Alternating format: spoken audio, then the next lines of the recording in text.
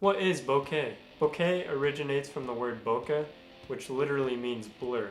But more specifically, bokeh refers to when you're focused on a subject and the background is blurred out. Here's a quick example. So why is the bokeh effect so desired in photography? Well, I think it does three things for the viewer. One, it draws attention to what's important. Two, it looks professional. And three, it just creates a cool look. So the question is, how do you achieve the bokeh effect? Well, first off, you want to make sure your aperture is opened really wide. Secondly, you're going to want to move your subject further away from the background.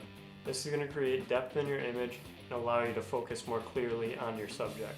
And the final thing to do is just focus on your subject. And the final thing I want to talk about with regards to bokeh are lenses. Specifically, which lenses are best for bokeh.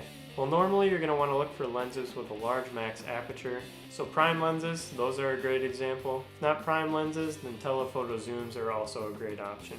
Do you think you understand bokeh now? Tell me in the comments below. And that's going to be it for today's 1 minute photo tip. If you like this video and want to see more 1 minute photo tips, please follow or subscribe. Thanks for watching, and always remember to capture great moments.